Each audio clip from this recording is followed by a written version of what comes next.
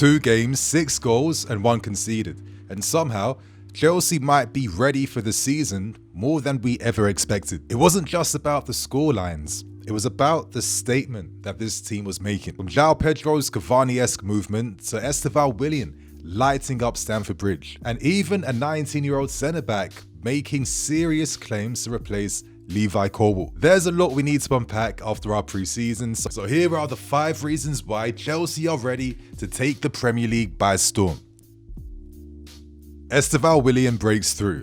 Any worries that any fans had around Estevão Willian could simply be put to rest after he gave us an exciting glimpse of what to expect against us in the Club World Cup. Seeing him up close and personal just hits completely different, kind of hits like crack, I'm not gonna lie. And every time this kid was on the ball or wanting to receive it, you felt this energy, this electric feeling across the fans. Let's keep it real. We sold Noni Madueke to get ready for the arrival of Estevão Willian. Estevão chose us. He chose our project because he believed that we could take him to that level that he sees himself at, which is becoming a future Ballon d'Or winner. That is the level of talent and potential we're going to be fortunate enough to witness over these next few years. For Estevão, this will be a massive season for him. Not only does he have to acclimatise to a new country and new teammates, new culture, but he needs to become a first team player. He has to fight for that spot. It won't be guaranteed or given to him for free. And most importantly, he has to do enough to ensure that Carlo Ancelotti includes him in the Brazil World Cup squads next year. But what we saw of Estevão in our 2 friendly games gave us a lot to think about. And some of the things that really stood out was his high game IQ. There's a reason why Maresca confirmed my suspicions that we signed Estevão Willian because he will be playing on the right in the middle and on the left hand side. Maresca is creating a multi-fluid, multi-purpose, high rotational style team, and to play that way, to do justice to ideas like that, you need the right players, the right personnel, and the right quality to make it happen. And in Estevão, we got this in abundance. But outside of his understanding on how to move and where to be on the field, we saw some exciting glimpses, man. We saw a budding partnership in crime with Cole Palmer. The fact that Cole Palmer already is looking out to find Estevão on the field, the fact that everyone was looking to find him tells you a lot about how they respect him and how they understand the level of talent that this kid possesses. But outside of that, man, I was really impressed by this guy's IQ. He just knows how to move on the field. I love that he was a willing runner. He would chase down lost causes. He would do that type of intangible work where it could be very lazy to feel like this is a Brazilian kid who only cares about one side of the game. But he's showcasing and demonstrating he's a lot more than that. And I love that about this guy. A great thing about him too is the mentality we're seeing from him, the confidence he possesses in himself. I love the fact that he thinks he's good enough to take shots on for himself if the opportunity arises. And he had a spectacular effort, which Maignan saved. And it was just all these little bits of skill and moments, how he combined with his teammates, how he combined with Palmer. There was a lot to unpack from this kid and a lot to get excited for. So Estevão Willian was the big breakthrough of this pre-season. Chelsea look ready for the Premier League opener. We play against Crystal Palace on Sunday, and we saw the shortest pre-season we've seen in recent memory. We ended it with 6 goals, 1 conceded, and it was great to see that all the goals were scored by attacking players, new players that we bought specifically to upgrade our attack and help us unlock these moments in games we would struggle to do last season.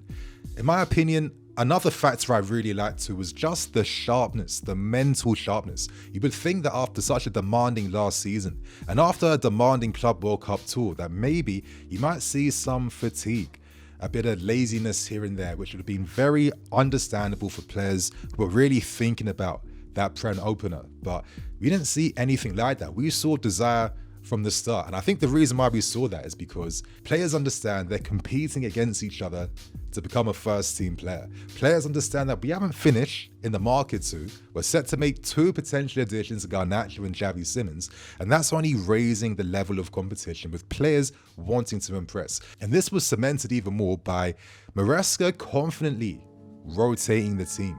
confidently making substitutions and seeing those players coming on the field, having an impact in the game and maintaining our quality on the field. For the first few weeks, maybe the next 2 months in the Premier League, Maresca is going to have to rotate to accommodate for the fact that most of these guys are in the red zone in terms of being used so much. So it's great and encouraging to see that he can literally turn towards depth in the squad right now and expect the quality to be maintained. You're seeing this with the addition of 2 strikers vying for that #1 spot. You're seeing that with our midfield. When Enzo and Caicedo need to get a rest, you've got Andre Santos, you've got Asugo, who's one of the standout players of pre-season, really surprising us and looking even stronger than what he was looking like during the Club World Cup. And even with our injuries to Levi Colwill, we have players returning back in Badia and Fofana. We have depth in those areas, and with these signings of Hato, we have depth now at the left back area and of course the right back area with Gusto and Reece James. I think the squad is nearly there and is in a very healthy place right now. I think Maresca really has the squad he wants for this season, and I'm excited to see how we surprise many Prem fans with how we start in the Premier League. The third thing we learned, João Pedro is our #1 striker at the moment. Chelsea and Pedro fit like a glove, and I'm sure when Pedro realized that our efforts for him were very concrete, it was a very easy decision to say adios to Newcastle. He's got 2 goals in games versus Milan and Leverkusen, but what impressed me are the details. 3 shots in 2 games, 2 goals. And the thing I love about him, that I've really stressed in my analysis videos and like many conversations and news videos, is that his movement is some of the best in the league, some of the most intelligent. You know, his anticipation, his unrelenting nature to make that run. Doesn't lose confidence in that aspect. Even if he's out of form, he will continue to give that bare minimum 6.5 out of 10. And that gives you a platform that you can work with. The way he curves his runs, the way that he occupies defenders intelligently to be that platform for his teammates. How he takes defenders out the game. He does so much intelligent work that I could do a full video just breaking down why he made every decision he made with the runs and moves he did. And I think this is someone that has upgraded how we play. And as I've said consistently, this is a better version of Nicholas Jackson, who is a lot closer to where he has to be compared to Nico at the moment. I think this is very important because one thing us fans have to respect is that when you're a striker playing in this current system, you're not going to get the opportunity to have 4 or 5 shots every single game. That just will not happen. So it becomes very important how you play off the ball, what you do to support your teammates and bring them into the game as well. And I think Pedro demonstrates this down to a T. You see this with his unrelenting pressure and work rate off the ball. Against Milan, he won 4 out of 6 of his tackles, leading the line perfectly. He was the most foul player against AC Milan, helping us gain territorial advantage and disrupting Milan's rhythm, and also creating advantages with him helping Milan go down to 10 men. And the other best thing about him is his confident, assertive shooting and finishing. He isn't taking extra touches to take shots off, whether it's balls down the left or the right or outside the box. He is demonstrating a wide variety of different shooting techniques, as well as anticipation inside the box, where he scored a really easy looking but well-crafted header assisted by Pedro Neto. I say that João Pedro has the #1 spot at the moment because we saw Liam Delap's reaction off the bench. Yes, he's happy for his teammate, but he's thinking about himself and realizing the pressure is on right now. The game is on. The battle to become the Chelsea #1 striker begins now, and this is only a net positive and benefit for us fans. Is Acheampong ready to replace Levi Colwill? The other young prospect outside of Estevão Willian to really impress me was Josh Acheampong, continuing off from the end of last season. Maresca said in his post-match interview after Leverkusen he needs to find a replacement for Levi Colwill, but that didn't necessarily mean finding a replacement in the market. Instead, this was a challenge to encourage the defenders we already have here to step up and make their marks. And I really feel like we saw a lot of promising things from Acheampong. I think the thing that really surprised me was seeing the maturity in his game, because we've seen Acheampong used in ways where he's allowed to carry the ball forwards and break lines that way. And he's fantastic at doing that. He's ridiculous. But he played in the middle of a back three against Leverkusen. He had 77 out of 77 pass completion rate, 100% pass completion rate. And he was defending on the last line. He was controlling the back line. He was ensuring that he stayed in line with the defensive line to play players offside. He did make a mistake against Leverkusen that could have led to something more dangerous, but that's part and parcel of preseason and the age he's playing at as well. But I do think in Acheampong, we have to remember, we've rebuffed interest from your PSGs, your Madrids, your Dortmunds, plus a host of Premier League clubs and European clubs. Everyone knows the level of talent we have here. He has the potential to be one of the most complete defenders in Europe because his pace, his aerial ability, the recovery pace, the passing, the technique, the defensive IQ and reading, and of course, I think that special, unique talent of just having that press resistance, his first touch into space and the acceleration away, I think is ridiculous. And I think if you're Maresca, you're encouraging minutes with this kid now. He's one of the most versatile options we have in the entire squad. And since Maresca's used him, we've seen him play inverted left back, inverted right back, on the right side of a defense, left side of a defense, and now in the middle of a defense as well too. I think when you're showcasing this much quality, this young, you have to keep him, but most importantly, he has to be used. So would it be a surprise if Maresca ends up blooding Acheampong against Crystal Palace again this Sunday? Let us know how you're feeling.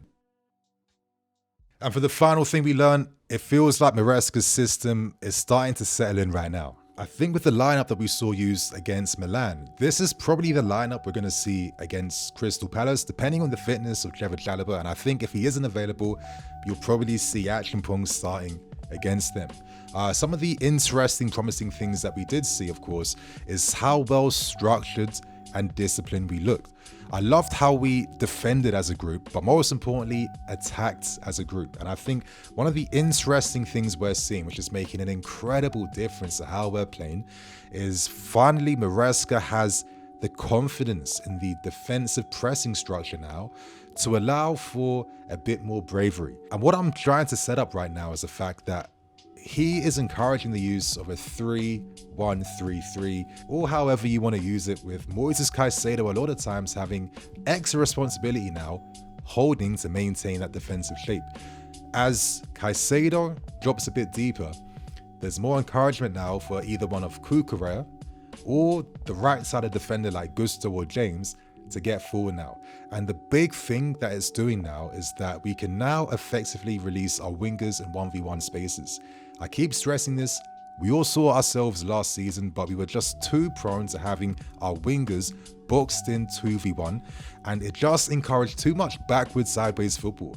One of the most refreshing things we've seen is that has become a thing in the past right now, purely based on the fact that we're allowed one more player now to play past the halfway line, and it's making such a big difference in terms of how we're playing. And I love the fact that you see us just naturally shifting from a back four at times to a back three, which further cements that. On top of that, you're seeing youth players introduce, adding an impact, aiding the team, making us play well, and seeing guys like Estevao and Acheampong just like slotting in without breaking the flow is a big thing. The midfield control we now have. Enzo Fernandez, will he have more opportunities now to play alongside Moisés Caicedo? Well, based on how everyone's pressing as a team, that could be a possibility. And if that's the case, you could see more attacking players used in these lineups now. And we saw the full effects of this in one thing in our game now, and that is just the extra fluidity we have. The extra sharpness, the extra pace in our game. You know, we play forward a lot more compared to just keeping possession for the sake of it. And it's making us a real problem right now. And I think a lot of teams in the Prem are going to be a bit surprised, especially in the first half of the season restarting. It feels like the players now get Maresca's system and the tactical ideas are like second nature to them. And that's not something we could say this early from last season. So they're the 5 reasons why we're ready for the start of the Premier League.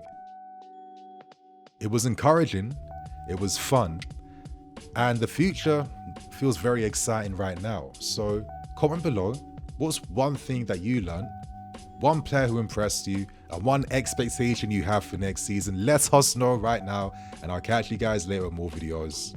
Cool.